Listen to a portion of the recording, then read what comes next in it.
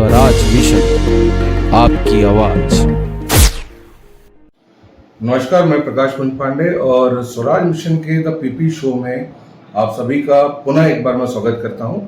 और एक लंबे अंतराल के बाद हम वापस पीपी शो के इंटरव्यू की शुरुआत कर रहे हैं। और जैसा कि आपको सभी को पता है कि पीपी शो में विशिष्ट व्यक्तियों के जीवन पे आधारित साक्षात्कार होते हैं, जिनमें हम जो हमारे अतिथि होते हैं उस दिन के, उनसे उनके जीवन के बारे में और जीवन के जो संघर्ष हैं उनके बारे में बात करते हैं। और इसका तात्पर्य आप सभी को पता है, ताकि हमारे समाज में जो आज युवा डिप्रेशन का शिकार हो रहे हैं, जो छोटी छोटी बातों पे घर छोड़ दे रहे हैं, सुसाइड कर ले रहे हैं, ऐसे तमाम केसेस आपको भी सुनने को डेली मिलते हैं। तो हमारा ये एक प्रयास रहता है कि विशिष्ट लोगों के जीवन के संघर्षों की कहानी उन्हीं की जुबानी सुनकर हो सकता है कि कुछ लोगों को प्रेरणा मिले और वो जो पथभ्रष्ट हुए हैं वो सही मार्ग पे, सत्संग के मार्ग पे चलें। तो ऐसे ही एक विशिष्ट व्यक्ति आज हमारे साथ उपस्थित है और हमने उनकी कथा में से उनका समय चुरा लिया और बहुत हमने रिक्वेस्ट किया कि उनके जीवन के बारे में वो स्वयं हमारे दर्शकों को बताए। तो हमारे साथ उपस्थित हैं रमाकांत महाराज जी। रमाकांत महाराज जी के बारे में बता दूं, एक लंबा आध्यात्मिक इनका जीवन रहा है और इस जीवन में उन्होंने कई ऐसे सामाजिक कार्य किए हैं जिनके बारे में आज हम इस साक्षात्कार में चर्चा करेंगे। इन्होंने गरीबों की मदद से लेके लोगों को मार्गदर्शन, परामर्श देने से लेके सामूहिक विवाह, बहुत से लोगों का विवाह, बहुत से लोगों का इलाज, कोविड के दौर में भी इन्होंने बहुत से सामाजिक कार्य किए हैं। और कथावाचक के रूप में इन्होंने 500-550 से ज्यादा कथाएं कही हैं। अब एग्जैक्टली आंकड़ा कितना है, मुझे लगता है 5 से 84 के आसपास आंकड़ा है, क्योंकि आज भी सेक्टर 4 कमल विहार में इनकी कथा रायपुर में आयोजित है और ये 31 तारीख तक कथा यथावत चलती रहेगी। तो रमाकांत महाराज जी से हम उनके जीवन परिचय के बारे में बात करेंगे और सारी बातें वो खुद अपने बारे में बताएंगे। महाराज जी, आपका बहुत बहुत स्वागत है स्वराज मिशन के द पीपी शो में। और इस शो की जैसे मैंने प्रस्तावना रखी, तो आपको पता ही है कि इस शो में जीवन के बारे में हम बात करते हैं ताकि लोगों को प्रेरणा मिले। तो पहली बात तो हम आपसे एक परामर्श चाहेंगे, आपका एक आशीर्वाद स्वरूप 2 लाइन चाहते हैं कि ये हमारी जो मुहिम है ये आपको कैसे लगी? ये बहुत अच्छा, मुझे मुहिम अच्छा लगा है। आप सबको मेरी तरफ से जय श्री कृष्ण, जय श्री राधे, जय श्री राम, हर हर महादेव शंभु। आपने जो मुहिम की जो शुरुआत की है, ये बहुत अच्छा मुहिम है। बहुत अच्छा आपने इस मुहिम को छेड़ा है और जो भी आप जानना चाहेंगे वो मैं बताऊंगा। तो महाराज जी, शुरुआत करते हैं कि रमाकांत महाराज का पूरा नाम क्या है? ये तो आपका आध्यात्मिक नाम है रमाकांत महाराज जी। और रमाकांत बचपन में कैसे थे? मेरा पूरा नाम रमाकांत शर्मा पहले में लिखता था। गांव में लोग मुझे रामू महाराज, बचपन से ही गांव में लोग मुझे रामू महाराज के ही नाम से सब लोग बुलाते हैं। आज भी जो मेरे बहुत करीबी है, बहुत जो अपने लोग हैं, आज भी मुझे रामू महाराज के ही नाम से जानते हैं। और ये रामू महाराज नाम बचपन से ही है। लेकिन पहले मैं स्कूल के दौर में रमाकांत शर्मा लिखता था। बाद में मैं जब बिहार कथा के लिए गया पटना, तो मुझे वहां लगा कि रमाकांत शर्मा मुझे लिखना नहीं है, अब मुझे रमाकांत महाराज लिखना है। लोगों ने कहा, वो खुद ही उन्होंने जोड़ दिया कि महाराज जब आज से आप रमाकांत महाराज लिखेंगे, तब से फिर मैं रमाकांत महाराज लिखना प्रारंभ कर दिया।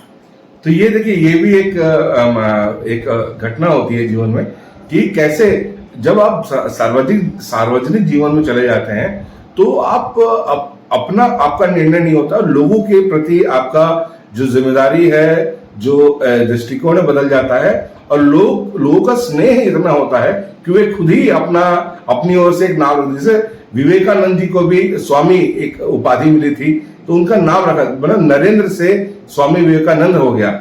उसी तरह रमाकांत शर्मा जी से इनका नाम रमाकांत महाराज पड़ गया।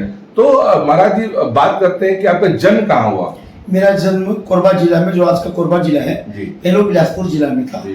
वही एक छोटी सी ग्राम है, यहाँ दीपका प्रोजेक्ट जी है। जी। दीपका प्रोजेक्ट से 10 किलोमीटर दूरी में ग्राम भलपरी है, अच्छा। जो पहाड़ों से जंगलों से पहले अच्छा। घिरा हुआ था। आज तो लगता नहीं है कि यहाँ जंगल रहा जी होगा, जी। लेकिन जन्म मेरा स्थान वही भलपरी है, कोरबा से 25 किलोमीटर की दूरी में। और जो आज का एशिया का सबसे बड़ा जो माइंस है, जी। जो कोल फील्ड है, उससे 10 किलोमीटर की दूरी में ग्राम भलपरी बसा हुआ है। तो प्राथमिक जो आपका शिक्षा हुआ वो वहीं से हुआ? हाँ, मैं 5वीं तक, हम अपने गांव के प्रथम विद्यार्थी हैं। हमसे ये स्कूल खुला है। पहले गांव में एक गांव के गुरुजी, एक ब्राह्मण गुरुजी प्राइवेट ऐसी पढ़ाया करते थे। बाद में जब हम 5वीं कक्षा पहुंचे, तब 5वीं जाते जाते वहाँ प्राथमिक शाला स्कूल जाकर के बना, और वहाँ उस गांव के शुरू में प्रथम विद्यार्थी के रूप में हम 10-20 बच्चे वहाँ से रहे। तो इसके बाद 12वीं तक आपका एजुकेशन वहीं हुआ या उसके लिए आपको यहाँ और जाना पड़ा? उसके बाद में 6वीं और 7वीं, आज का जो जांजगीर जिला है, जी। पहले को बिलासपुर जिला था। तो मेरा मामा गांव गंगाजल है, जो शिवरण लाइन से लगा हुआ है। तो गंगाजल से मैं मिस्दा, जो 1 किलोमीटर की दूरी में है, तो घर से स्कूल की दूरी 1 किलोमीटर। तो गंगाजल ग्राम है, वहां से मैं 6वीं 7वीं मैं पढ़ने के लिए मिस्दा जाता था। फिर मैं वापस चला आया अपना गांव भलपहरी। फिर भलपहरी से 7 किलोमीटर पैदल चल के, बिना चप्पल भी नहीं ना, बिना चप्पल 7 किलोमीटर पैदल जाना, पैदल आना। मैंने 8वीं वही किया, लेकिन उस बार मैं फेल हो गया। उसके बाद फिर दोबारा उसी स्कूल से फिर मैंने 8वीं पढ़ाई की, और बड़े अच्छे नंबर से, बड़े अच्छे अंक से फिर मैं फर्स्ट डिवीजन में 8वीं में फिर मैं पास हुआ। उसके बाद हाई स्कूल पढ़ने के लिए गांव से 12 किलोमीटर रोज पैदल जाना, रोज पैदल आना, 24 किलोमीटर की यात्रा पैदल बिना चप्पल, ऐसा संघर्ष करके मैं 11वीं, 9वीं 10वीं, लेकिन 11वीं में पुनः फेल हो गया। सभी विषयों में मैं 0, 0, 1, 2 नंबर पाया, लेकिन संस्कृत में मैं 98 नंबर पाया। संस्कृत में मैं 98 नंबर पाया। फिर मैंने पुनः प्रयास किया, फिर मैं 11वीं, पुरानी वाली जो 11वीं है, फिर वो मैंने पास किया। उसके बाद कभी अपने जीवन में मैं नौकरी वगैरह के लिए कभी मैं रोजगार दफ्तर ना गया, ना कभी मैंने ट्राई किया, ना भी मैं कोशिश किया। तो माता पिता का दबाव नहीं था कि अब पढ़ाई हो गई है, अब आपको नौकरी भी करना चाहिए? हाँ, मुझे विरासत में जो काम है, हमारे कई पीढ़ी से ये पूजा पाठ वाला जो काम है, अच्छा। ये हमारी विरासत से हमको मिला है। 50 गांव के हम लोग पंडित हैं उस क्षेत्र के। पहले वहाँ कोई ब्राह्मण नहीं, हमारा ही परिवार, कोरबा के नदी की इस पार हम ही लोगों का साम्राज्य, 50, 60, 70 गाँव में हमारी जजमानी। लेकिन बाबा जी के बाद ये काम मैं वो 5वीं से शुरू कर दिया था। अच्छा। गणेश जी की पूजा वगैरह करने के लिए 5वीं कक्षा जैसे हमने पास किया, तो बाबा जी के साथ जा जाके ये पूजा पाठ का वाला कार्यक्रम हमने शुरू कर दिया था। बाबा जी मतलब आपके पिताजी? नहीं, मेरे पिताजी के पिताजी, दादाजी। एक विचित्र बात बता दूं आपको, उस क्षेत्र में मुझे मेरे पिताजी के नाम से नहीं जानते, मुझे मेरे दादाजी के नाम से जानते थे कि ये कौन है। ये लोकनाथ महाराज जी की ये बड़े नाती हैं, उस नाम से मुझे जानते थे। और बाद में मेरे नाम से मेरे पिताजी को जानने लगे कि ये मनोहर लाल महाराज जी, ये रमाकांत के पिताजी हैं। देखिए, ये अपने आप में दर्शकों बहुत बड़ी बात होती है कि एक पिता अपने पुत्र के नाम से जाना जाए, और एक पिता के लिए भी ये एक गौरवशाली पल होता है जब उसकी पहचान, उसकी जो एक इमेज होती है, उसके पुत्र के नाम से जानी जाए। तो अपने आप में ये बड़ी बात है। और भी रोचक बातें हम आगे इसे साक्षात्कार में करेंगे। तो आपके पिताजी भी इसी आध्यात्मिक क्षेत्र में थे? मेरे पिताजी पहले गुरुजी हुआ करते थे, और अपने पिता के एक ही पुत्र होने के कारण इनके पास जमीन जायदाद इतनी थी कि ये नौकरी छोड़ दी। और नौकरी छोड़ने के बाद कुछ समय बिजनेस किए, लेकिन ये इस लाइन के आदमी थे नहीं। लेकिन ये RMP जो डॉक्टर होता है, ये डॉक्टरी बहुत समय तक किए। लेकिन मेरा जीवन, हमारा परिवार का जीवन बहुत ही संघर्ष में रहा है। बचपन में हमने बहुत गरीबी देखी, इतना सब होते हुए भी हमारे यहाँ बहुत अकाल पड़ता था।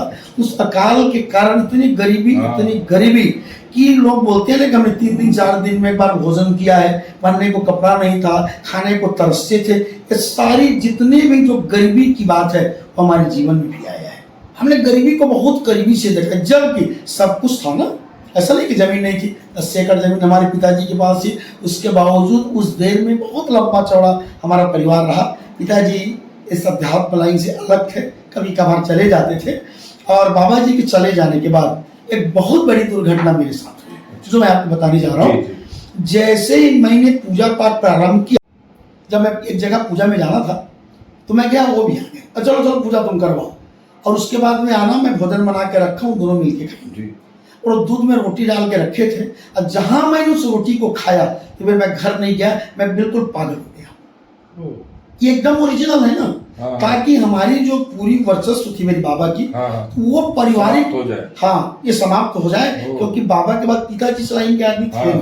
तो जब मैंने शुरू किया तो ऐसा उन्होंने मुझको डिस्टर्ब किया कि 5-6 साल तक मैं साइकिल से कहीं जा रहा हूँ, कोई पैदल चल रहा हूँ, वहां जा रहा हूँ, वहां जा रहा हूँ। कभी आपके घर में मैं गया और जाने के बाद आपने मुझे स्नान करने के लिए भेजा, मैं अपना कपड़ा उतार कर रखा, फिर आपका टॉवेल पहन के मैं निकल गया।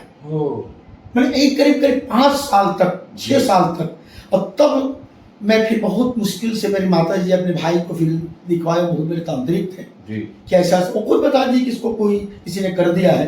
तो उन्होंने मेरे लिए फिर पूजा की, और पूजा करने के बाद जहां मैं ठीक हुआ, उसके बाद में फिर जितना खोया वो मेरे बाबा का साम्राज्य था, उससे ज्यादा बहुत कम समय में मैं मेहनत करके फिर उसको फिर वापस ले आया। मेरे बाबूजी इस लाइन में थे नहीं, लेकिन बहुत समय के बाद, आज भागवत की लाइन वाला बात आपको मैं बता दूं, मैं करीब शुरू दौर में पूजा पाठ में करता ही था, लेकिन अखंड नवधार रामायण जो छत्तीसगढ़ में होती है, उसमें मिनिमम 200 बार मैंने आचार्य बना।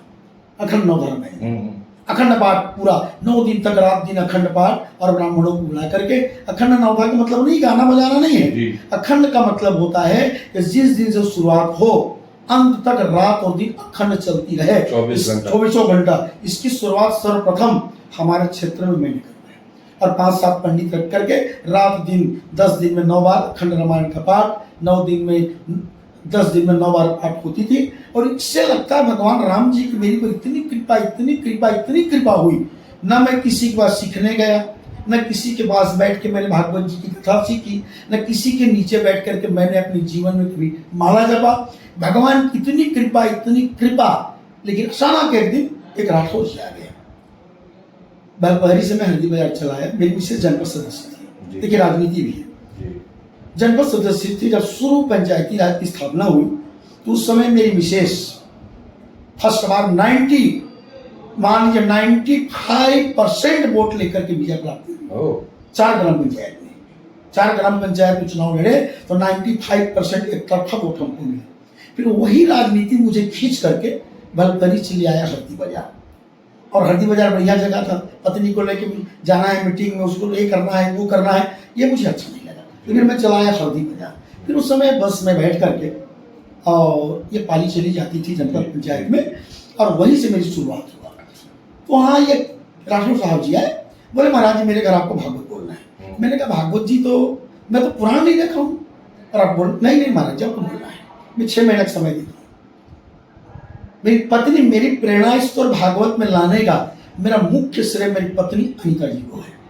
एक प्रकार से समझिए कि इस लाइन में फिट करने वाली मेरी खुद पत्नी है, जो मुझे अध्ययन कराने में इतनी मदद 10 साल हो गया था शादी हुए, और ये करीब 2 बजे तक सामने बैठ को हाथ जोड़ मैं कहता, मैं बोलता था वो सुनती थी, मैं बोलता था वो सुनती थी।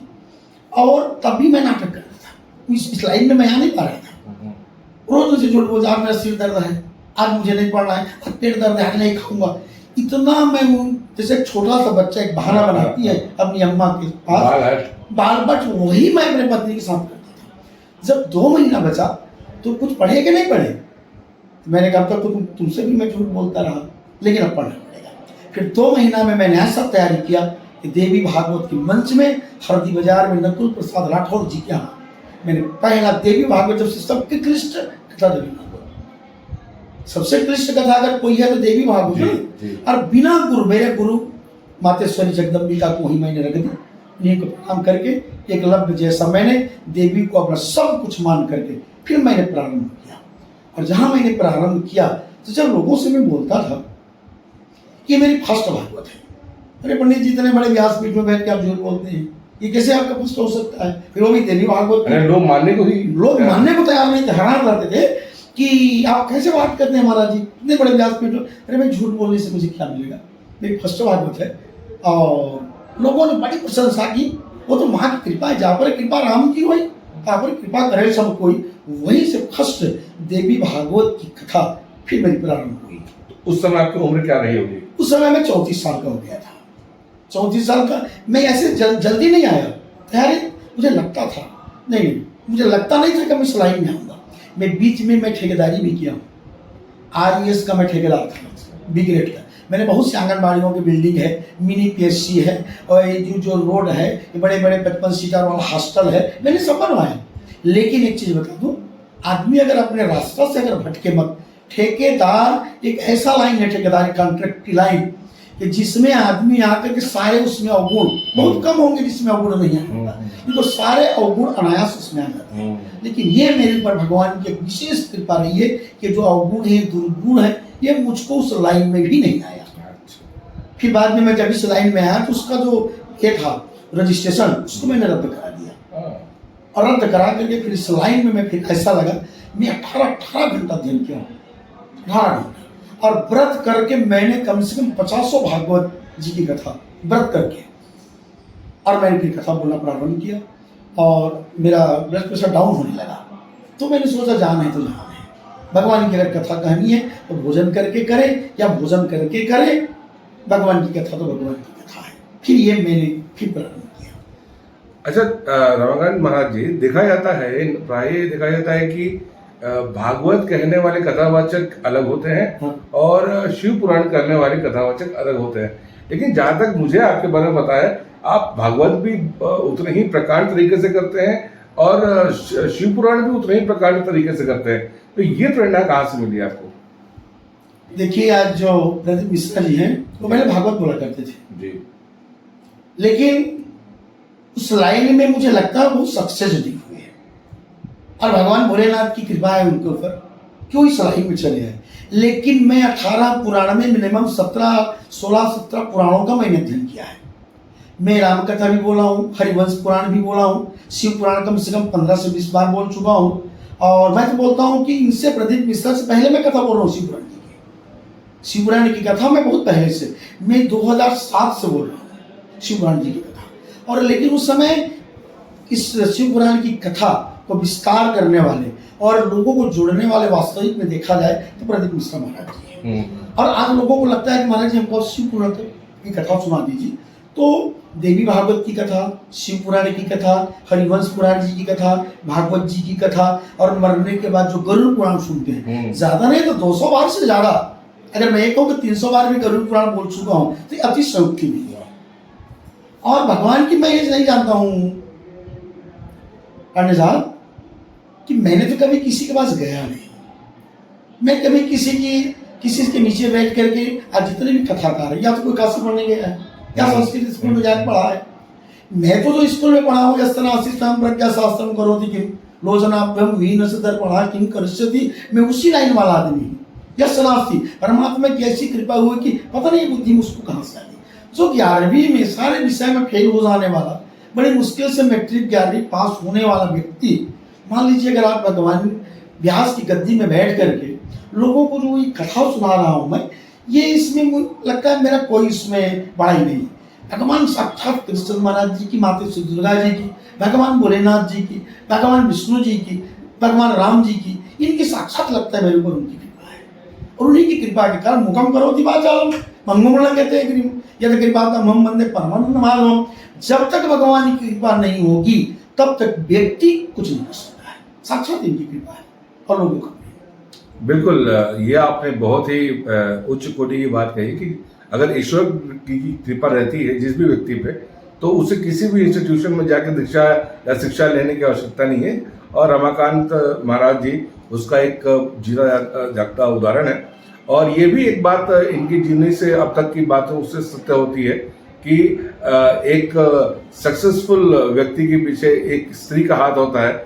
और ये अनीता भाभी जी का जो उन्होंने नाम लिया, ये पुनः एक बार साबित करता है कि यत्र नारी पूज्यते रमन्ते तत्र देवता। तो जहाँ नारी की पूजा होती है, जहाँ नारी को आप सम्मान देते हैं, वहाँ भगवान की जो कृपा दृष्टि है वो अपने आप ही बरसती है। और रमाकांत महाराज जी ने तो अपनी पत्नी को पूरा श्रेय दिया, ये इसके लिए बहुत बहुत साधुवाद करता है स्वराज मिशन इनको। महाराज जी, नॉर्मली कहा जाता है कि बहुत से कथाकार, अब जो एक ट्रेंड बन इंटरनेट जहां इतना हावी हो गया है दुनिया पर, आज के युग में लोग इंफॉर्मेशन बहुत जल्दी लोगों तक पहुंच जाती है। तो क्या लगता है कि ये जो कथावाचकों की जो भीड़ हुई है, इसमें हम सही दिशा में जा रहे हैं, व्यक्ति आध्यात्मिक हो रहा है, या ये रील्स के माध्यम से सिर्फ दिखावा है? जैसे कहा जाता है कि सनातन धर्म में कि टीका आप किसी से लगवा नहीं सकते। आज देखते हैं आप किसी मंदिर में या शिवालय में जाइए तो वहाँ बच्चे भी टीका लगाने के लिए वो ओम का या ओम नमः शिवाय का। तो ये क्या लगता है कि कहीं भीड़ एक गलत दिशा में जा रही है, या वाकई एक जो हिंदू राष्ट्र की जो कल्पना हमारे पूर्वजों ने की थी वो साकार होने की दिशा में अग्रसर है? देखिए, हर हिंदू के मस्तक पर तिलक तो होनी चाहिए, इसे शर्माने की कोई बात नहीं। लेकिन वो राधे राधे राधे राधे गाल में जो लगवा ली, ओम नमः शिवाय लिखा, ये एक दिखावा है, ये कोई भक्ति नहीं है। और आप देखेंगे जैसे मंदिर वगैरह में हम जाते हैं तो जो भगवान का नाम लेने तक को पाप मानते हैं, ये वही टीका लगाने के लिए घूम रहे हैं। जी जी जी, इसमें हमको ध्यान देना पड़ेगा। जो हमारे भगवान का नाम लेने से उनको लगता है कि हमको बहुत बड़ा दोष लग गया, और वो हमारे भगवान का नाम लेकर के ढाबा भी खोल रहे हैं हमको गुमराह करने के लिए। तो मैं तो लोगों से एक निवेदन करूंगा, ये जो योगी सरकार उत्तर प्रदेश में राजनीति चर्चा नहीं है, उन्होंने भाई अपने घर के सामने आप दुकान के सामने आप बोर्ड लगाइए, ये बिल्कुल वो ठीक कर रहे हैं। अब किसी भी मजार, किसी भी मस्जिद के अगल बगल किसी हिंदू की दुकान आपको नहीं मिलेगी, वो हमको अछूत मानते हैं। जब वो हमें अछूत मानते हैं तो क्यों हम उनके हाथ का फल खरीदें, क्यों उनसे हम टीका लगवाएं, क्यों हम चंदन लगवाएं? आप कहीं भी हिंदू मंदिर में चले जाइए, इनका दुकान जहाँ भी देखिए उन्होंने लगा के बैठे हैं, तो इनका विरोध तो होना चाहिए। इसलिए विरोध होनी चाहिए जब ये हमें नहीं मानते हैं, हम कोई प्रसाद धोखा देते चुपचाप फेंक देते हैं उसको। और हम देखिए, ये राजनीति वालों की तो बात मुझे समझ में आती नहीं है। ये कभी टोपी लगा लेंगे, कभी और कुछ कर लेंगे। तो देखिए इनसे इनका कुछ बनता नहीं है बल्कि बिगड़ता है। सच्चे मन से जोगी जी से किसी ने पूछा, योगी जी से, क्या आप मस्जिद क्यों नहीं जाते हैं? तो उन्होंने कहा कि मुझे कोई बुलाए कब ना मैं जाऊँ, मुझे कोई बुलाए कब ना मैं जाऊँ। लेकिन अगर आप सच्चे हिंदू हैं तो इन सबसे आपको बचना भी पड़ेगा। और देखिए, आज बहुत से हम ब्राह्मण लोग ही लोगों के बीच में जो थोड़ा बहुत गड़बड़ जो कर रहे हैं, हम लोग कर रहे हैं। जी जी। अब लोग बता रहे हैं कि रक्षाबंधन में भद्रा लगा हुआ है। हाँ। 1:32 से पहले हाथ में आप रक्षाबंधन नहीं बांध सकते हैं। अरे बाबा, आपके 20 साल 25 साल पहले कहाँ का भद्रा लगता था बताइए आप? बहन जब आगे भाई के घर में तभी हाथ में कलावा बनवा लिया।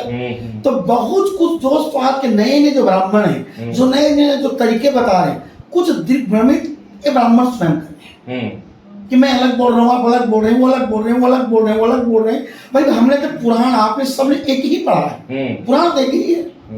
लेकिन ये दिग्भ्रम, भाई ज्योतिष जो बनाता है सबके लिए सूर्यनारायण उतना ही समय उदय होता है, सूर्यनारायण उतना ही समय अस्त होता है। तो ये अलग अलग ये सब बातें आ कहाँ से रही है? इसका मतलब है कि हमें लोग दिग्भ्रमित। तो जब तक ब्राह्मण दिग्भ्रमित करना, ऐसी में टीआरपी के चक्कर, टीआरपी के चक्कर अपना खाली बढ़ाने के लिए ये करो वो करो, वैसा ना करो वैसा ना करो। मैं तो ब्राह्मण देवताओं से निवेदन करता हूँ आपके माध्यम से कि हम दिग्भ्रमित करना लोगों को बंद करें। ज्यादा लोगों को अगर दिग्भ्रमित करेंगे, गुमराह करेंगे, तो आगे हम ही गुम हो जाएंगे ना।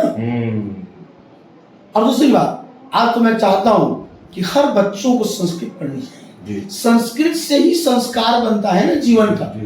अब संस्कृत सरकार को चाहिए कि संस्कृत इस स्कूल अनिवार्य करे, हिंदी अनिवार्य करे। जैसे हम छत्तीसगढ़ में रहते हैं तो छत्तीसगढ़ी भाषा भी देखिए, ये कोई पार्टी वाली बात नहीं है। बहुत कुछ भूपेश सरकार ने बहुत अच्छा किया। हमारे छत्तीसगढ़ की जो संस्कृति है, संस्कार है, आचार है, विचार है, ये लोगों तक पहुंचाने का अगर कोई काम किया है तो भूपेश ने किया है। मैं कोई ना कांग्रेसिया हूँ ना कोई मैं भाजपा हूँ, लेकिन जो व्यक्ति अच्छा काम करे उसकी बड़ाई न करना भी पाप है। कोई व्यक्ति हो, अगर आप अच्छा काम करते हैं, अब मुझे लगा कि पांडे भाई हमारे बहुत अच्छा काम कर रहे हैं, अगर मेरे दिमाग में बात आई, मेरे तक पहुंची कान में, तो आपकी तारीफ करना, आपकी बड़ाई करना मेरा कर्तव्य है। अगर नहीं करता हूं तो फिर मैं दोषी में हूं। फिर वो पाप लगेगा ना मुझको। हम्म। तो इन्होंने बहुत कुछ अच्छा किया है। जी। आज लोग दिखावे में भाग रहे हैं। हाँ। आज लोगों में जितनी भीड़ है, पंडित जी को मैंने सुना, देखो भाई कल से भीड़ नहीं होगी, मैं कथा से चला जाऊंगा। तुम कथा कहने वाले हो, भीड़ करने वाले हो। हमको भगवान की कथा कहना है। हाँ। मैंने कोरोना काल में 2 लोगों को 5 लोगों को बिठा करके कम से कम 40 कथा मैंने बोला है। हाल के अंदर में कोरोना काल में किसी का वार्षिक श्राद्ध है, किसी को सुनना है, किसी को सुनाना है, तो मैं हाल में बैठ के उनके घर में जा करके 2 लोगों को भी इतनी मस्ती में सुनाया, बिना माइक, बिना लाइट, बिना संगीत के मिनिमम 40 भागवत मैंने कोरोना काल में बोला है। और एक आश्चर्य की बात बता दो, मैं गया तो मालूम हुआ कि इनको कोरोना है। जिनके घर से मैं भागवत बोल के गया तो पता चला कि इनको पहले से कोरोना है। अच्छा। लेकिन भगवान की इतनी कृपा हुई कि मुझे कुछ नहीं हुआ। 40 घर में अगर मैंने बोला है, 42 घर में, तो 35 लोगों को मिनिमम कोरोना हुआ है। और वो पता लगा कि इनको तो पहले से कोरोना है। लेकिन महाराज जी रमाकांत जी कह के निकल गए, हमें तो बुखार नहीं है, हमें तो कुछ भी नहीं हुआ। क्यों? हम परमात्मा के प्रति हमारी जो भावना है वो समर्पित भाव है, हम समर्पण है ईश्वर के प्रति। हर ये भीड़ लोग, मैं तो 10,000 की भीड़ में भी बोला हूँ, 5,000 के लोगों को भीड़ में बोला हूँ, और 2 लोगों को भी मैंने भगवान की कथा समर्पण कराया है, 2 लोगों को भी।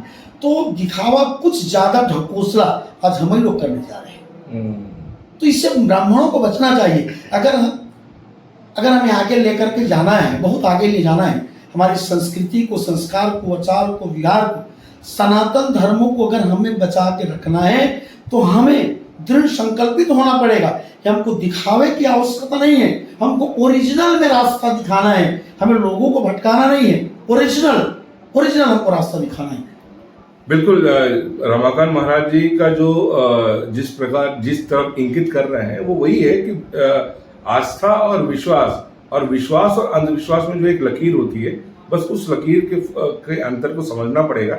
और वाकई हम भी स्वराज मिशन के माध्यम से लोगों से हम अपील करते हैं कि दिखावे पे मत जाए, अपनी अकल लगाएं और जो सही है, जो यथार्थ है उसको स्वीकारें। और भगवान भाव देखता है, भक्ति देखता है, और भक्ति में ही शक्ति होती है। तो अपने अंदर भाव प्रकट करें, दिखावे से भक्ति नहीं होती है। और दिखावे से इतने भीड़ में कई कथावाचकों की कार की धूल लेने के लिए लोग जाते हैं और कई उसमें हादसे हो जाते हैं। हमने आए दिन ये बात सुनी है। महाराज जी, एक बात कहनी थी कि बहुत से कथावाचकों की बात करते हैं तो आंकड़े बताते हैं कि हमने 200 कथाएं की हैं, हमने 250 कथाएं की हैं, हमने 300 कथाएं की हैं। आपने अब तक कितनी कथाएं की हैं? श्रीमद् भागवत, देवी भागवत, शिव पुराण, ये मिलाकर के ये मेरी 584 नंबर की कथा है। ये अपने आप में वाकई छत्तीसगढ़ में तो एक रिकॉर्ड है। मुझे लगता है कि देश में भी रिकॉर्ड होना चाहिए। इस पर हम एक रिसर्च करेंगे और जरूर अपने स्वराज मिशन डिजिटल पोर्टल्स के माध्यम से इसको हम दर्शकों तक पहुंचाएंगे। 584 कथाएं, मतलब ये एक अपने आप में एक बहुत ही उत्कृष्ट कार्य है। और ये कथाएं महाराज जी, जहां तक मैं समझता हूँ, आप 34 साल की उम्र में पहली कथा किए थे जी, और इस समय आपकी उम्र 60 के आसपास होनी चाहिए। तो ये मतलब 34 साल में ही आपने इतनी कथाएं कर डाली। 24 साल में एक कथा मैंने पूर्ण किया है।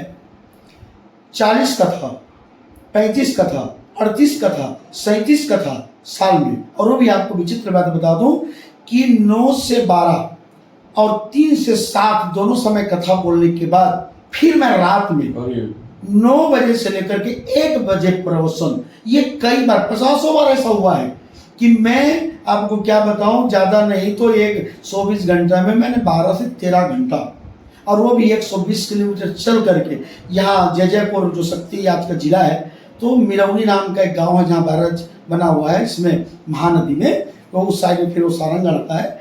तो वहां से मैं सीधा मैंने 4 बजे शाम को बैठता था कथा में, 8 बजे कथा संपन्न करके वहीं से 120 किलोमीटर फिर शक्ति होकर के बड़गड़ा क्रॉस करके रामपुर विधानसभा कोरबा जिला जा करके खुटापुरा गांव में रात को फिर मैं 11 बजे से लेकर सुबह तक कथा बोलता था। फिर उठ के 10 बजे से 12:30 बजे तक फिर, और फिर 1 बजे वहां से निकल करके 3 बजे भोजन करता था वहां मिरौनी में जा करके, और 4 बजे फिर। ये अलौकिक शक्ति आती कहां से? ये मैं खुद समझ नहीं पाता हूँ। आज भी आप मुझे विश्राम करते बहुत से कथावाचक हमारे छत्तीसगढ़ में मैं देखा हूँ कथा सुनते हैं, दो चार लोग उसके हाथ पांव दबाने के लिए लग जाते हैं। छत्तीसगढ़ की बात बोल रहा हूँ। और पंडित जी कथा शूट करके आएंगे, मौन रहेंगे, किसी से मिलेंगे नहीं, पंडित जी आराम कर रहे हैं, विश्राम कर रहे हैं। लेकिन पता कर लिया, आपसे मिला, उनसे मिला, उनसे मिला, उनसे मिला, कहीं उनसे मिलने चला गया, आराम क्या है? और 10-5 मिनट बैठे, वही गलत चीज़ है। एक ऊर्जा देने वाले वही है, उन्हीं की सब कृपा है। अपने पास वो कहाँ है? सब उन्हीं की कृपा है साक्षात। बिल्कुल, सब प्रभु की कृपा है और रमाकांत महाराज पे कृपा बनी रहे, यही हमारी आशा है। महाराज जी, हमने सुना है कि आप सामाजिक कार्य भी करते हैं, आप सामूहिक विवाह भी करते हैं। अब तक कितने सामूहिक विवाह कराए आपने? एक चीज़ और बता दूं, जैसे मैंने आपको एक चीज़ बताया जी कि बाबा के नाम से मेरा परिचय हुआ जी और मेरे द्वारा मेरे पिताजी का परिचय दिया गया जी ठीक उसी प्रकार से बहुत हद तक, देखिए कथा बोलना लगा, जी जी लेकिन बहुत हद तक मैं ये अब उसी को बोलूं कि मेरा जो बड़ा पुत्र है, मेरे 2 पुत्र हैं, अमित कुमार, सुमित कुमार जी, जी ये मीडिया वगैरह में लाने वाले और मीडिया के माध्यम से लोगों तक पहुंचाने वाला अगर कोई है तो मेरा सुपुत्र अमित कुमार जी। और मीडिया और ये जो कन्या विवाह है, ये योजना हमने शुरुआत, एक हमारे ठाकुर साहब है, ठाकुर समर सिंह जी, उन्होंने वो कन्या विवाह जांजगीर जिले में करवाते थे। मुझे एक बार बुलवाए, उनके यहाँ मैं भागवत बोला था, तो जब हम गए, मैं पहले जानता था कि सरकारी सामूहिक विवाह करवाता है। मैंने उसे देखा कि एक बिटिया उन्होंने कन्यादान किया, उसमें मैं थोड़ा सा सहयोग किया, मतलब मंत्र वगैरह का। बाद में मुझे लगा कि हम भी कर सकते हैं, तो हम दीपिका में एक साथ, फिर हमने 15 बेटियों का विवाह एक साथ किया, फिर वहाँ 9 बेटियों का विवाह किया। उसके बाद में यहाँ बोरसरा है, यहाँ करके फिर 5 बेटियों का, उसके बाद फिर 6 बेटियों का, और अभी श्रीनारायण के पास राम मिलेंगे आश्रम जहाँ जा चुके हैं, फिर वहाँ 11 बेटियों का विवाह फिर हमने संपन्न करवाया, और एक बेटी 2 बेटी का और हमने विवाह करवाया। तो अब तक करीब 151 बेटियों का विवाह 2 साल के अंदर में, जिसमें मान के चलिए कि 60% की जो व्यवस्था है, वो जो भगवान जो हमको कथा पूजा में देते हैं, उसी का अंश उसमें हम लगाते हैं। और बाकी जो आगे अभी जो हमने 11 बेटियों का विवाह किया, इसमें मान के चले कि 90% व्यवस्था हमारी अपनी खुद की थी। 1 लाख रुपया ठाकुर सवर्ण सिंह जी 61,000 ला के दे दिए, ऐसे उधर करके करीब मिनिमम 1 लाख रुपया आया।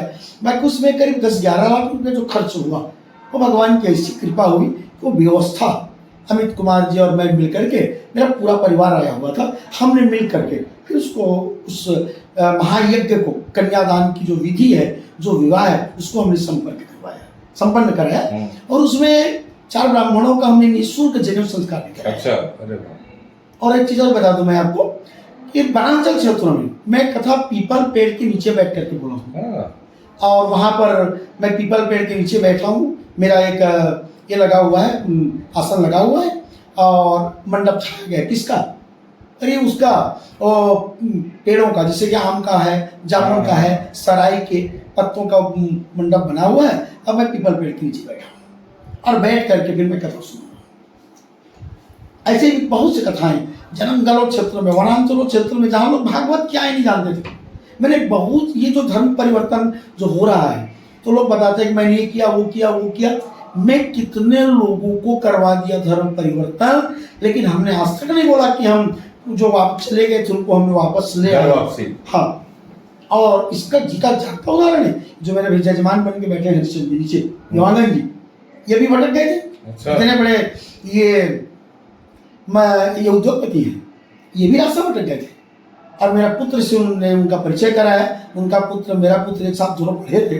बाद में इस दिशा में उनको भी लाया, मैं गया जी, उनको लेके गया, वहाँ जाकर के कथा सुनाया, दीक्षा दिया। आज ये रास्ता भटकने के कारण बड़े कष्ट में थे, आज इनसे सुखी कोई नहीं। तो लगभग ये आंकड़े कितने होंगे जिनको आपने घर वापसी कराया? ज्यादा नहीं तो 20-25 लोगों को, लेकिन हम कभी, पहली बात आपको मैं बता रहा हूँ, अभी मैं पिछले कल्याणपुर में भागवत बोला, वहाँ भी एक व्यक्ति भटक गया था, उसको हमने लाया, दीक्षा दिया। और मेरी कथा तो वहाँ कोरबा जिला में देवपहरी है, जहाँ पूर्व विधानसभा उपाध्यक्ष बनवारी लाल अग्रवाल जी, तो वहाँ उनका आश्रम है, जहाँ अरे आपको ताजुब हो रहा है, भयानक जंगल, वहाँ मिशनरी बना हुआ है, बहुत भारी मिशनरी, जंगलों के बीच में, घनघोर जंगल के बीच में। फिर मैं वहाँ गया और जाकर के मिनिमम 4 बार वहाँ मैंने भागवत की कथा बोली। तो जो लोग भटक रहे थे, वो वही कृष्ण बच्चों को हमने राम लक्ष्मण बनाया, कृष्ण बनवाया, और उन्हीं को बिठा करके उन्हीं को हमने जजमान बना करके ये काम हमने किया है। लेकिन पहली बार आज आपसे आपके माध्यम से मैं ये बताने जा रहा हूँ, मैं तो नारायण सेवा संस्थान के लिए भी बोला हूँ, नारायण सेवा संस्थान के लिए भी मैंने 2 बार कथा बोला है, जो सत्संग चैनल से मेरा प्रसारण हो रहा था। पहले हमने 100 बच्चों का ऑपरेशन का पैसा दिया, उसके बाद में मिनिमम 200 बच्चों का ऑपरेशन का पैसा हमारी कथा के माध्यम से आया, और जो बचा उसको भी हमने उनको दिया। नारायण सेवा संस्थान के लिए भी मैंने काम दिया है, और मेरा जीवन समर्पण है। मुझे मैं बता दूं, मैं कथा कहते कहते दुनिया से निकल दूं, मेरा एक लक्ष्य है। पैसा अगर मैं जोड़ना चाहता तो मेरे पास करोड़ों रुपया था, लेकिन मेरा धन महत्व नहीं है। पूत सपूत तो क्या धन संचय, अब पूत कपूत तो क्या धन संचय। अगर मैं बहुत इकट्ठा कर भी लिया, अब मेरे पुत्र अगर सुपुत्र नहीं निकले, उस धन का क्या मतलब है। सुपुत्रों से बात आई, जैसे आपने अभी थोड़ी देर पहले उल्लेख किया था कि आपके दोनों पुत्र भी आध्यात्मिक क्षेत्र में ही आगे बढ़ रहे हैं, तो क्या आपको उनके प्रेरणा स्रोत भी आप रहे, या आपका जो ये पारिवारिक एक औरा, एक एटमॉस्फेयर ऐसा बना हुआ है कि घर में अध्यात्म की ही गंगा बहती है, तो उसके कारण उन दोनों बच्चों के मस्तिष्क में भी ये प्रेरणा आई होगी? बड़ा बेटा तो मेरे साथ में शुरू से है, आपको ताजुब हो जाएगा, बाप बेटे एक साथ 24 घंटा एक साथ रहे। अच्छा। और एक दिन 2 दिन नहीं, सालों साल ये मेरे पास रिकॉर्ड है। मेरा कोई दोस्त नहीं है, मेरे दोनों बच्चे ही मेरे दोस्त हैं। मैं कहूँ कहीं जाऊंगा तो अमित को लेकर के, नहीं तो सुमित के लेकर के। मैं ऐसा नहीं चीज़ कहीं भी जाना है, मान लीजिए एंजॉय भी करना है कि बाबा जी आज हमको कोरबा जाना है घूमने के लिए, तो मैं अपने बच्चों के साथ ही में जाता हूँ। मेरे मित्र भी वही हैं, और मेरे साथ चलते चलते चलते चलते चलते ये मान लीजिए महाराज जी आज पूजा कराना है, तो मेरे बच्चे को मुझे कहने की जरूरत नहीं है कि बेटा तू चलेगा, पापा मैं चल देता हूँ। और धीरे धीरे अपने आप ये भी सीख के मेरे साथ रहते रहते रहते रहते ये भी सीख गए। ये अध्यात्म लाइन एक देन है, और मेरे बच्चे दोनों बच्चे मेरे बढ़िया हैं, दोनों अध्यात्म लाइन में पूरा पूजा पाठ अब तक छोटू संभाल रहा है, मेरा सुमित कमाल जो बेटा है। और एक चीज़ बहुत बढ़िया बात, मेरी पत्नी को झूठ भर बोलना, अगर वो झूठ अगर मैं बोल दूं कि मेरे बच्चे बोल दें, तो पता नहीं वो सब जना नफरत करती है झूठ से मेरी पत्नी। मान लीजिए हम उनके सामने झूठ बोलने के लिए हमको 100 बार सोचना पड़ता है, 100 बार। और मैं देखा हूँ 34 साल हो गया मेरी शादी हुई, झूठ शब्द से इतना एलर्जी है उनको कि लगता है कि बिल्कुल खड़ी हो जाएगी। अब देखिए झूठ बोल माने, जबकि मुझे बोलना चाहिए मेरे पत्नी को, झूठ बोल बात मत करो, पति बोलता है पत्नी को, लेकिन नहीं। मतलब बहुत कुछ तो हमारे घर का जो आज का वातावरण है, मेरे दोनों बच्चे, मेरे बहू इतनी बढ़िया है, आपको लगेगा नहीं एक महीना रुक जाइए, अगर मैं नहीं बताऊंगा कि मेरी बहू है, आपको लगेगा कि महाराज जी की बेटी। कई लोग महाराज जी आप कभी नहीं बताए कि आपको बोलते हैं कि मेरे 2 ही बच्चे हैं, 2 ही बेटे हैं, तो ये तीसरी अरे मेरा बहू है। मैं आज यहाँ बोल रहा हूँ बहू, लेकिन कभी नहीं बोला बेटा और बेटी के सिवा मैं कुछ नहीं बोलता। देखिए ये बहुत बड़ी प्रेरणा है कि बहू को बेटी माना जाता है, मानना चाहिए। ये तो सिर्फ आदमी ने सुना था, बोलचाल की भाषा में बोला जाता है, लेकिन रमाकांत महाराज जी ने उसको भी सिद्ध किया है, सार्थक किया है। तो रमाकांत महाराज जी कभी ऐसा मन नहीं करता है कि ये जो पारंपरिक वेशभूषा है इससे निकल के जीन्स टी शर्ट भी पहना जाए? मेरे जीवन में एक सपना थी बचपन में कि मैं हीरो बनूं। अच्छा, ये देखिए दर्शकों एक नई बात मालूम चली कि रमाकांत महाराज हीरो बनना चाहते थे, और मैं बहुत अच्छा से अच्छा कपड़ा पहना। मार्केट में गाँव में अपने तरफ जो भी कोई नया कपड़ा आता दुकानदार मुझको फोन करता था, मैं जींस पैंट टी शर्ट पहन करके ही मैं जाता था। और कहीं कथा के लिए जा रहा हूँ, सत्यनारायण की कथा कहने के लिए, तो धोती को झोला में रख के, अच्छा, और वहां जाके तुरंत पहनता था और तुरंत बदल के फिर मैं चला। उसके बाद फिर धोती पहनना शुरू किए। और ये जो भाषा जो मैं पहनता हूँ ये तो बिहार से मुझको प्रेरणा मिला। जब बिहार कथा करने के लिए गया, पटना गया, तो बहुत से लोग मुझसे बोले गुरु जी सब लोग आते हैं फाटा पहनते हैं, वो मैंने कहा चलो हम भी पहनते हैं फाटा। उसके बाद करीब 15 साल हो गया मैंने कभी टी शर्ट पैंट, मैं बंगाली पहनता हूँ ऊपर, लेकिन नीचे पैजामा भी नहीं पहनता। एक बार अगर मैंने लाइन बदल दिया, भेष बदल दिया, फिर मान लीजिए अपना जब ये स्वीकार कर ली, जब मैं गृहस्थी हूँ ना, मैं पेड़ भी पहन सकता हूँ, कोट भी पहन सकता हूँ, मुझे कोई नहीं रोक सकता, क्योंकि मैं गृहस्थी आदमी हूँ, कोई साधु नहीं हूँ, मैं कोई संत नहीं हूँ, कोई महात्मा नहीं हूँ, मैं तो गृहस्थी आदमी हूँ। लेकिन इस भेष से मुझे अलग अनुभूति होती है, अलग आनंद होता है। लेकिन इस कपड़ा को जी कि मैं जानता हूँ कि मैं भागवत इतना बोल, ये अहंकार मेरे जीवन में आज तक मंच में आता हूँ तो मुझे लगता है कि मैं कथा बोलने आया हूँ, नीचे उतर के गया, फिर आप तो मुझसे मिल चुके हैं, बिल्कुल आप तो मुझसे मिल चुके हैं, फिर लोगों को लगता नहीं है कि ये कथा का मैं कहने वाला हूँ। बस नहीं, वाकई रमाकांत महाराज जी जितने ज्ञानी पुरुष हैं उतने ही वो धरातल से जुड़े हुए हैं।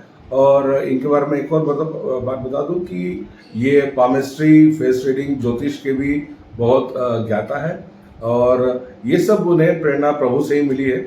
और ऐसी बहुत सी आज हमने इनके जीवन में रोचक बातों के बारे में जाना। ये भी जाना कि ये हीरो बनना चाहते थे, ये स्टाइलिश कपड़े पहनते थे। तो ये जो हमारा जो संकल्प है पीपी शो के माध्यम से, ये इसीलिए इस प्रकार के हम ऐसे विशिष्ट लोगों का हम साक्षात्कार करते हैं ताकि युवाओं को प्रेरणा मिले। आज छोटी छोटी बातों से लोग, अगर पिता ने कुछ सामान नहीं खरीदा तो बच्चे, अभी कुछ समय पहले की एक खबर में पढ़ रहा था कि मोबाइल पिता ने नहीं दिलाया तो बच्चे ने आत्महत्या कर ली। रमाकांत महाराज 24 किलोमीटर पैदल बिना चप्पल के चल के जाते थे और अपनी शिक्षा ग्रहण करने के लिए। एक और प्रेरणा आप इस साक्षात्कार में देखेंगे जब मैं इसको आप जब पूरा देखेंगे कि हार नहीं मानना है। रमाकांत महाराज एक कक्षा में फेल होने के बाद भी दोबारा पढ़ के उसमें फर्स्ट डिवीजन में पास हुए। देखिए, ये प्रेरणा होती है। तो मुझे लगता है कि इस साक्षात्कार से बहुत से लोगों को प्रेरणा मिलेगी। और महाराज जी, अंत में आप पीपी शो का ये जो हमने मुहिम शुरू किया, इसके बारे में दो शब्द बताएं कि आपको कैसा लगा आज का इंटरव्यू, और आप हमारे शो के माध्यम से जनता को क्या संदेश देना चाहते हैं। ये जो आपने आज मुहिम जो छेड़ा है जी, बहुत ही मुझे अच्छा लगा है, बहुत अच्छा, बहुत अच्छा।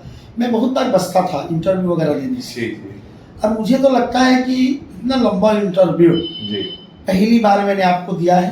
बहुत से लोग ट्राई किए, लेकिन मैं कभी सामने आता नहीं था, कैंसिल कर देता था।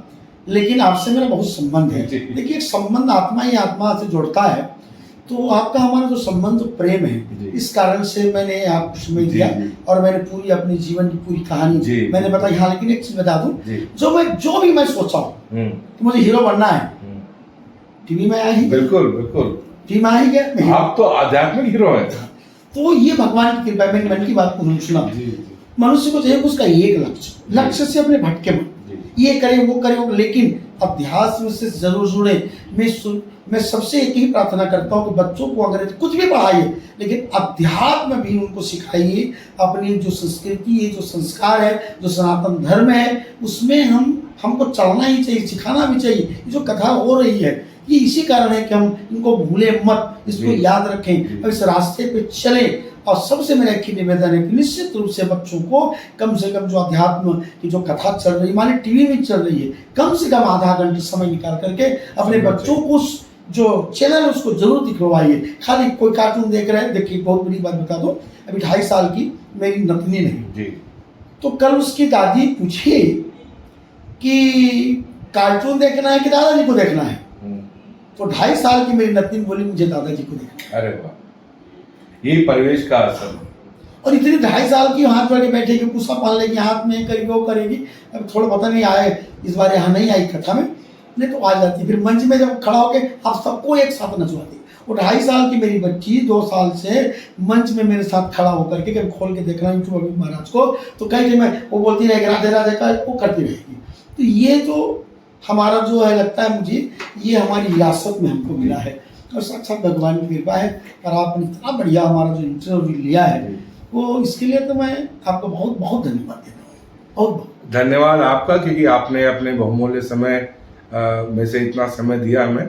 और हम त्रिपुर यात्रा समिति का भी बहुत धन्यवाद करेंगे, क्योंकि उन्होंने इस कथा का यहाँ आयोजन कराया है और उन्हीं की प्रेमाइसेस में हम इंटरव्यू शूट कर रहे हैं। हम राहुल यादव जी का भी विशेष आभार हमारे चैनल के माध्यम से प्रकट करना चाहते हैं। रमाकांत महाराज जी भी उसमें कुछ बोलना चाहते हैं। राहुल जी से हमारा परिचय बहुत पहले है जी, बहुत पहले से। जब ये पहली गाड़ी 2012 में लेकर के जब रामेश्वर यात्रा के लिए गए जी। तो मेरे परिवार में मेरे मौसा जी के लड़के, जिसे मेरे भाई वगैरह मेरे ससुर लोग भी गए हुए थे। जी। तो इसका शुरुआत राहुल जी और हमारा जिनके माता जी के गुरु जी है जी, मेरे जी। मौसा जी, हाँ। ये इनकी शुरुआत हमारे घर से मतलब हुआ है। अच्छा। और भगवान की इतनी माँ जगदम्बा की इनकी कृपा हुई है कि आज भारत में नंबर 1 ये त्रिपुर यात्रा सेवा समिति है, जो 3 लाख लोगों को अब तक ये दर्शन करा चुके हैं। और मैं जिनसे भी मिला हूँ या तो मुझसे भी मिले हैं, हमेशा त्रिपुर सेवा यात्रा की सब लोगों ने तारीफ ही की है। तो मैं जरूर निवेदन करूंगा, अगर आप तीर्थ दर्शन करना चाहते हैं तो निश्चित रूप से एक बार त्रिपुर सेवा समिति जो रायपुर जिनका हेड ऑफिस है उनसे संपर्क करके एक बार निश्चित रूप से आप जाएंगे।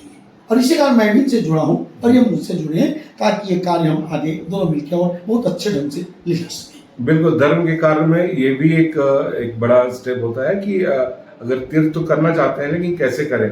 तो इनबॉक्स में मैं त्रिपुर सेवा समिति का नंबर आप देख सकते हैं और आप उनसे संपर्क करिए। और एक अच्छा, जैसे रमाकांत महाराज जी ने भी तो फीडबैक दिया है, जिन लोगों ने भी वहाँ इनकी सेवाओं का उपयोग किया है उन्होंने बहुत ही पॉजिटिव फीडबैक दिया है। अंत में जाते जाते एक सवाल महाराज जी, आध्यात्मिक लोग देखा जाता है कि अपने जीवन में कभी न कभी किसी न किसी दौर पे, और सेलिब्रिटी लोग भी राजनीति का में एक हाथ जरूर ट्राई करते हैं। तो क्या कभी हम रमाकांत महाराज को राजनीति में देख सकते हैं?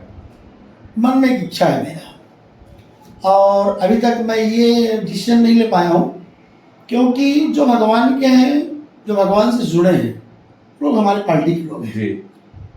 लेकिन मैं भी डिसीजन नहीं ले पा रहा हूँ। देखिए, ऐसा नहीं कि हम गेरुआ पहने हैं तो कोई हम भाजपा की है, जी जी, ऐसा नहीं, ये तो धर्म है। ये धर्म है। और मुझे लग रहा है, अब मेरी एक दिली इच्छा है, समय आने पर मुझे लगता है कि मैं राजनीति में जाऊंगा। मेरे मन की एक इच्छा भी है, और किस पार्टी में जाऊंगा ये अभी मैंने निर्णय नहीं लिया है ना, क्योंकि पार्टी से नहीं, मुझे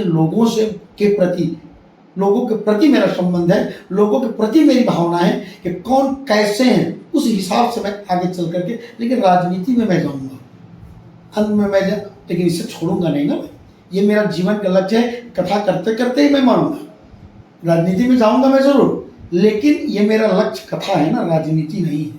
लेकिन जहाँ तक हो सके राजनीति में जब जाऊंगा तो कुछ एक नई कोई चीज लेके मैं जाऊंगा लोगों के बीच में कि राजनीति क्या होता है, ये बताने के लिए मैं राजनीति में जाऊंगा। तो रमाकांत महाराज जी एक नई राजनीतिक पारी जरूर खेलेंगे, ये तो उन्होंने कह दिया है। अभी समय के गर्भ में छुपा है कि वो राजनीतिक पारी खेलने का समय कब आता है।